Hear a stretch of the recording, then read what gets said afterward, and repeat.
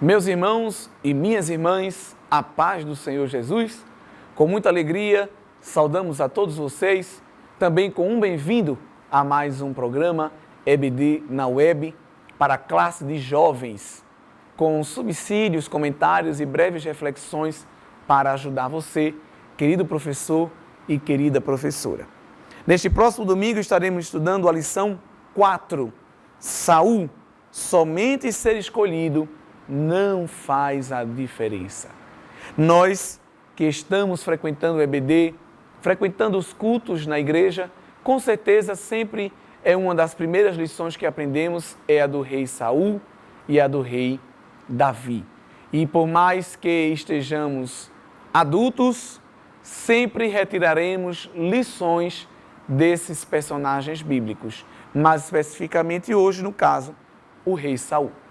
Situando um pouco, querido professor, nas orientações pedagógicas, é importante, quando for falar de monarquia de Israel, fazer um passeio com seus alunos na história da Bíblia e visitar o livro de Deuteronômio, quando o Senhor faz uma profecia na boca de Moisés acerca de algo que se cumpriria séculos depois.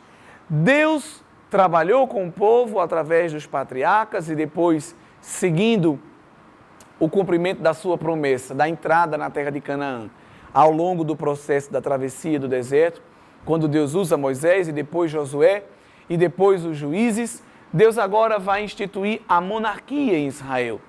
Só que o Senhor já previa na sua onisciência que isso ia acontecer.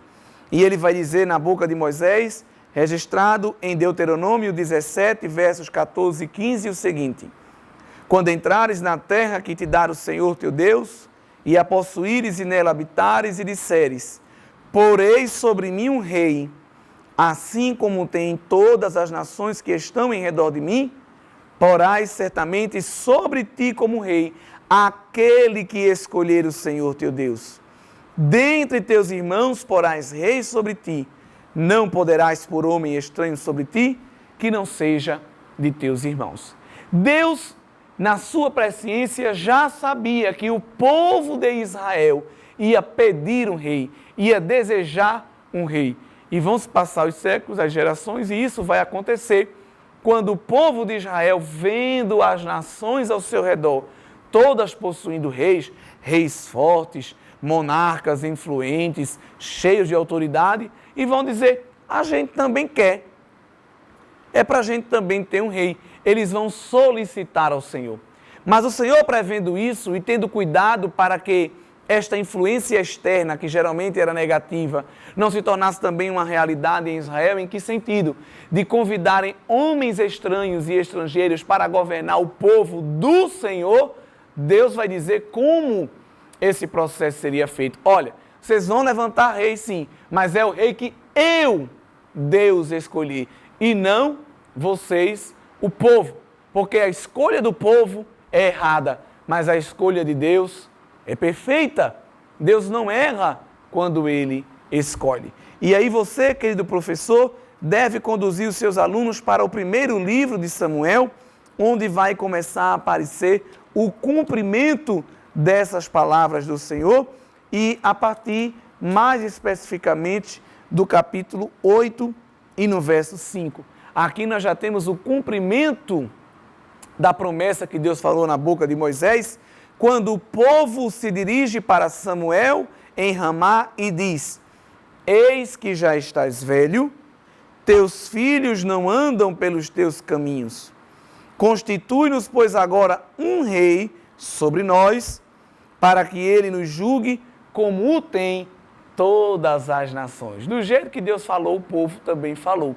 Só, já que estás cansado, Samuel, que era o juiz, o sacerdote e o profeta que Deus estava conduzindo a orientar o povo de Israel, e agora o povo vai dizer, olha, já estás avançado em idade e nós queremos agora levantar um rei. Veja a expressão que o povo fala, um rei sobre nós como todas as nações, né? Então eles vão ser influenciados pelo aquilo que eles veem nas nações vizinhas.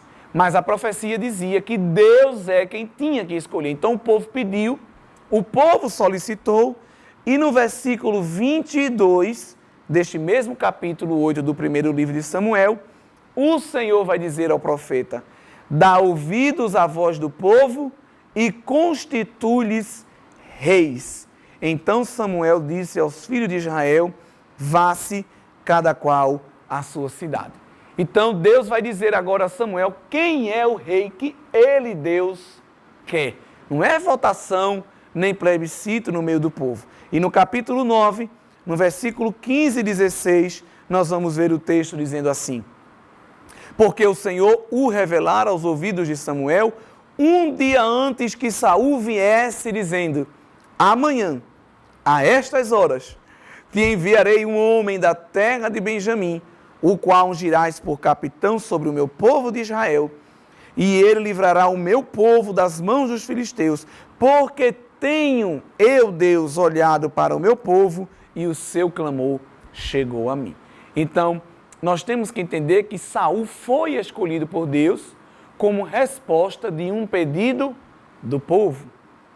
Embora que essa escolha de Deus, mais à frente, não vai ser suficiente na vida de Saul. Porque na vida de Saul, as suas escolhas, infelizmente, lhe desencaminharam do projeto original que era a escolha de Deus na sua vida. É por isso que a lição vai dizer que ser escolhido somente, ser chamado por Deus somente, não é suficiente, não resolve a questão. É necessária uma vida de obediência, de escolhas pautadas na vontade de Deus, na palavra do Senhor, para que a gente não fuja da rota que foi proposta por Deus.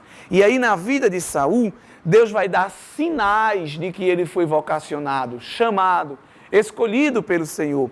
Você pode ler o capítulo 10 do primeiro livro de Samuel e vai observar várias vezes Deus dando sinais de que Saul era o escolhido. Porém, ao longo do exercício do reinado, ao longo do exercício do posto que Deus colocou Saul, este vai demonstrar descaso com a escolha de Deus em diversas situações de desobediência deliberada. E o comentarista da lição vai elencar isso muito bem no tópico 2, cometendo erros no meio do caminho. Seria até bom que você, professor, como um exercício na sua aula, promovendo a participação dos alunos, citasse a referência, desse 4 ou 5 minutos para eles lerem e pedisse para eles destacarem naquele trecho em que Saul está desobedecendo. Por exemplo, no primeiro livro de Samuel, capítulo 13, os versículos 13 e 14, nós vamos ver o episódio em que Saul vence a guerra contra os filisteus e não espera a ordem de Samuel, que era: me espere, que a gente agora vai sacrificar junto. Vamos dar juntos o culto e ação de graça. Saul não espera, presunçosamente sendo rei, achando que tinha autoridade para isso, vai sacrificar ao Senhor, algo que Deus não permitia. Só quem sacrificava era o sacerdote, mas Saul coloca os pés pelas mãos e se precipita em desobediência. Outro episódio, você, professor, também deve utilizar a referência bíblica lá no primeiro livro, capítulo 15, e dar ao aluno a referência e pedir para ele fazer a leitura e extrair aí qual foi a desobediência. Isso é um exercício muito bom de interpretação de texto e também das Escrituras Sagradas, culminando em um bom exercício de aplicação pessoal, que é o objetivo primário desta lição. No caso da guerra contra os amalequitas, Deus deu uma ordem, porque havia uma profecia contra os amalequitas.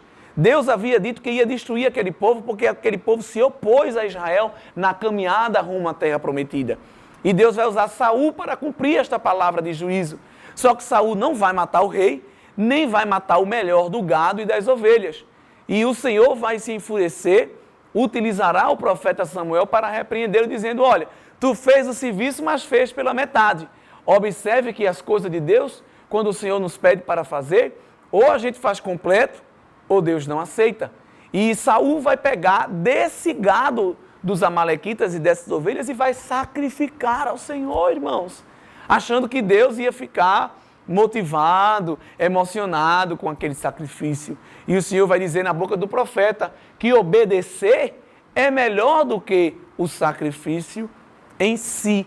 E o pecado que Saul vai cometer nesta desobediência em não cumprir a tarefa completa que o Senhor lhe confiou, vai culminar justamente no sentimento que Deus vai dizer na boca do profeta: arrependo-me de ter colocado Saul como rei. Esse arrependimento é uma antropopatia, é uma característica do texto bíblico de conferir a Deus características humanas para a gente poder entender um pouco o Senhor. É claro que Deus não se arrepende porque Deus não se surpreende, né? Deus sabia que Saul ia fazer tudo isso na sua presciência, mas o Senhor estava mostrando ali que não havia aprovação sobre a vida de Saul, nem tampouco sobre as suas escolhas. E aí esse pecado de desobediência, que é um pecado de rebelião, Deus vai demonstrar que é como um pecado de feitiçaria e vai gerar rejeição de Deus sobre a vida de Saul. E Saul, mais à frente, vai agora começar a se mostrar um líder colérico, desequilibrado, imprudente, levado tão somente pelas emoções, e o comentarista vai elencar algumas dessas outras atitudes tidas como erradas. Primeiro foi quando ele perdeu uma guerra, ficou com muita raiva e disse para os soldados: ninguém vai comer nem vai beber mais nada hoje. E você sabe que soldado, quando vem da guerra, vem muito cansado, desidratado, precisando se alimentar. E o seu filho, Jonatas, não sabia desse decreto, come de mel e quase que vai ser morto inocentemente, não é por causa deste voto impensado de Saul.